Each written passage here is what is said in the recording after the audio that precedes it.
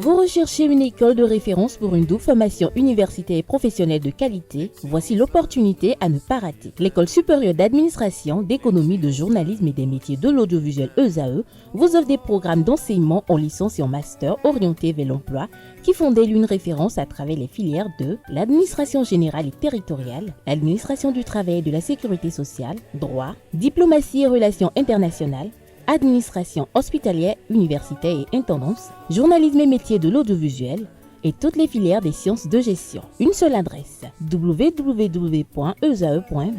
Rendez-vous dès maintenant sur nos campus ESAE Bedjromende au numéro 90 93 65 21 ou au numéro 98 98 14 00. Paracourt sur le numéro 52 46 12 12.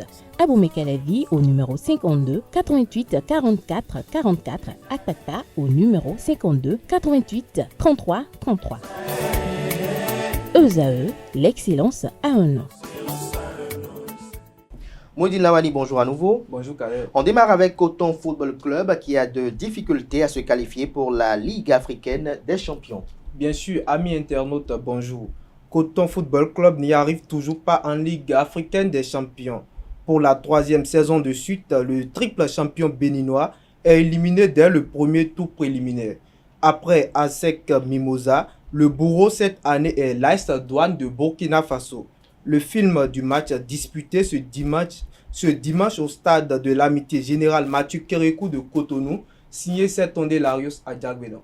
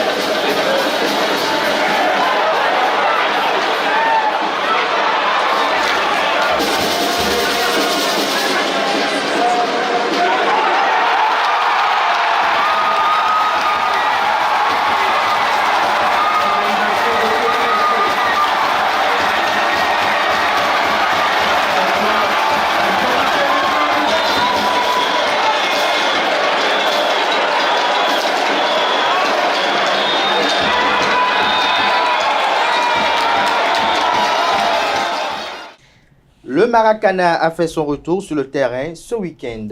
Évidemment, le Maracana a fait son retour sur le terrain au Bénin ce week-end avec le championnat national. Premier défi de la nouvelle équipe fédérale présidée par Nassirou Saka.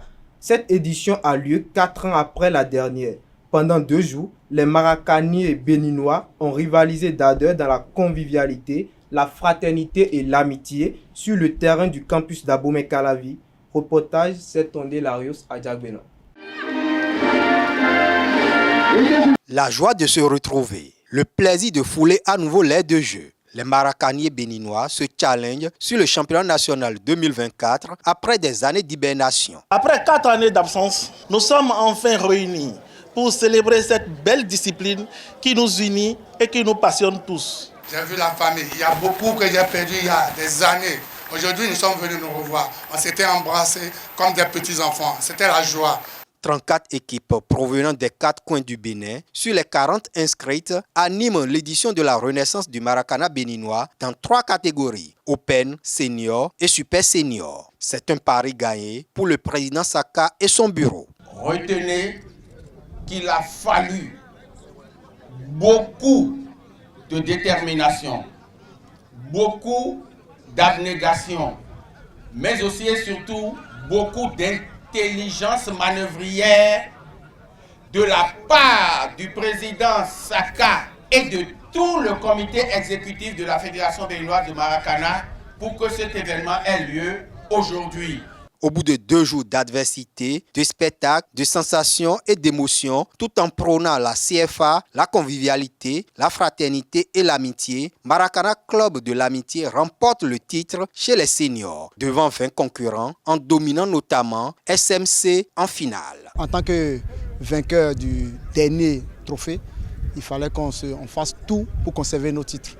Donc on a commencé le travail intense. Au niveau de la catégorie Open, Abam est sacré champion au détriment de ACMP de Parakou, alors que AS Sacre monte sur la plus haute marche du podium en Super Senior. Le ministère des Sports salue la résilience de la famille du Maracana béninois. C'est vrai qu'il y a eu un vent violent, mais qui n'a pas réussi à faire chavirer la barque, parce que chacun des acteurs a compris que ce serait de sa responsabilité sur la jeunesse qui aime cette discipline sportive, n'arrive pas, bien entendu, à avoir l'opportunité de jouer. Merci pour le rôle que chacun a pu jouer, nous permettant, nous jeunes, bien entendu, amoureux du Maracana, de vivre du beau spectacle. La nouvelle équipe fédérale réussit son premier challenge à la grande satisfaction de son président. J'ai été surpris agréablement parce que c'est vrai, 4 ans après, j'ai constaté effectivement que les acteurs ont l'engouement, on a eu envie vraiment de jouer, que le ballon roule comme ils l'ont toujours dit. Pour ne pas trop parler, je dirais, je rends grâce à Dieu, je remercie Dieu. Et comme je l'ai toujours dit, il y a Dieu dedans et je pense qu'il va nous accompagner pour, n'est-ce pas, le bien de cette discipline qui est le Maracana. Hormis les trophées et enveloppes financières aux vainqueurs, toutes les équipes présentes sur le championnat national de Maracana 2024 repartent avec des gratifications. La deuxième édition du tournoi à Konkman a connu son épilogue samedi. La deuxième édition du tournoi à Konkman, organisée par le jeune leader du Koufo, Sylvain Zombo, a pris fin le samedi 24 août 2024 avec la victoire en finale de DKFC sur Patience FC de fonds commun 1-0 sur le terrain de l'école primaire de Huidjamé à Dogbo. Un trophée et plusieurs lots ont été donnés aux participants. Le reportage avec Analdo.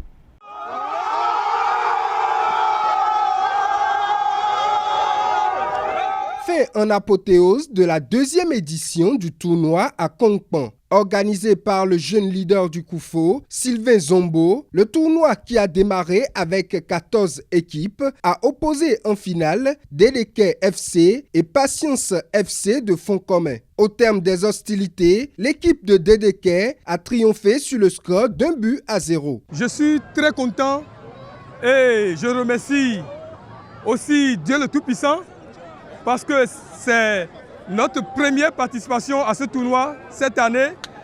Et puis, je gagne la coupe dans ma main, ce qui m'amène une grande joie. Du côté adverse, les efforts n'ont pas payé. On a tout fait, mais ça n'a pas marché. On a fait les entraînements, tout, mais comme la chance n'est pas à notre portée, là, c'est pour cela que nous sommes le deuxième. On a tout fait, mais ça n'a pas donné. Le tournoi à Kongpan est admiré pour sa transparence. Je remercie aussi l'organisation, surtout le promoteur, parce que rester devant un tournoi, ce n'est pas quelque chose qui est facile. Mais j'apprécie la manière dont il a accompagné le tournoi jusqu'à la fin. Parce que je n'ai pas constaté des doubles jeux. Donc il n'a pas d'équipe. Donc que le meilleur gagne, c'est ça j'ai constaté chez lui. Donc je le remercie aussi.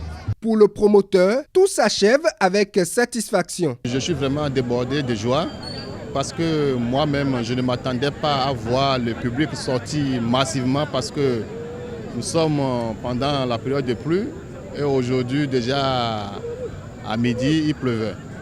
Pourtant, j'ai vu un grand nombre qui se sont sortis massivement pour pouvoir soutenir cette initiative qu'on avait prise depuis l'année dernière. Le sport, aujourd'hui, est un élément primordial pour le gouvernement de son Excellence Patrice Talon. Il a investi beaucoup dans le sport en créant les stades municipaux, ainsi de suite. Mais il faut que déjà à la base, on puisse mener des actions concrètes qui puissent contribuer au développement du foot.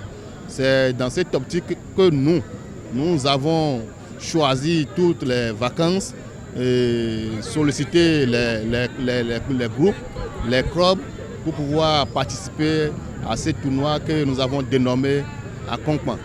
La deuxième édition du tournoi à Kongpan, qui a connu le soutien des différents cadres du ministère des Sports, de la mairie de Dogbo et de différentes personnalités, se referme et ambitionne s'étendre à tout le département pour ses prochaines éditions. Le promoteur du tournoi Akpe Nonchicha a apprécié la deuxième édition du tournoi à Kongpan. Plusieurs personnalités et cadres n'ont pas manqué ce rendez-vous final. Au thème de cette deuxième édition du tournoi à Kongpan, Mesmet Tadegla Djedji, promoteur du tournoi Akpe Nonchicha, a apprécié l'initiative. Il est toujours au micro de Analdo. Je voudrais dire très sincèrement que mes impressions sont très bonnes pour ce match de finale de la deuxième édition du tournoi à Kongpan que le promoteur, notre frère Zombo, a bien voulu initier au niveau de la commune de Dogbo. Il faut dire que le public massivement sorti témoigne de ce que c'est un événement qu'il fallait vraiment inventer si on n'y avait pas pensé. Le tournoi à sa deuxième édition n'a pas le droit de s'arrêter. N'a pas le droit de s'arrêter parce que ce que nous avons vu ici ce soir, on a vu de talentueux jeunes sur l'aire de jeu. C'est la preuve que de ces genres de tournois méritent d'être continuellement organisés pour que de jeunes talents puissent sortir de nos communes, puissent sortir de nos contrées afin de remembrer l'équipe nationale, pourquoi pas aller à l'international dans des clubs de football club. Le sélectionneur national des Guépards du Bénin tiendra une conférence de presse jeudi prochain. Bien sûr, le sélectionneur national des Guépards du Bénin, Guénot Ro, tiendra une conférence de presse ce jeudi 29 août 2024 à 11 h dans la salle de conférence du stade de l'Amitié Général Mathieu Kérékou de Cotonou. Lors de cette conférence, la liste officielle des joueurs sélectionnés pour la première et deuxième journée des éliminatoires de la CAN 2024 sera dévoilée. Rappelons que pour ces deux premières journées, le Bénin affrontera le Nigeria et la Libye.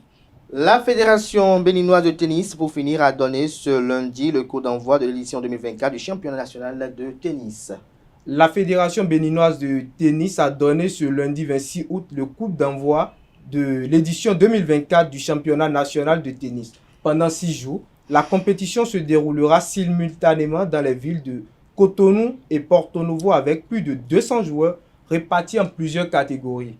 Notons que ce championnat national représente une occasion unique pour les jeunes talents pour se mesurer aux joueurs expérimentés. Merci à vous, Mouhidine Lamani, pour cette présentation de la page des sports. Merci une fois encore à vous, Sylvie Dedéo, pour la présentation du bulletin matinal d'information. À présent, en plateau, on appelle Barida Goni et Ornella Konou pour la définition du jour et le prénom du jour.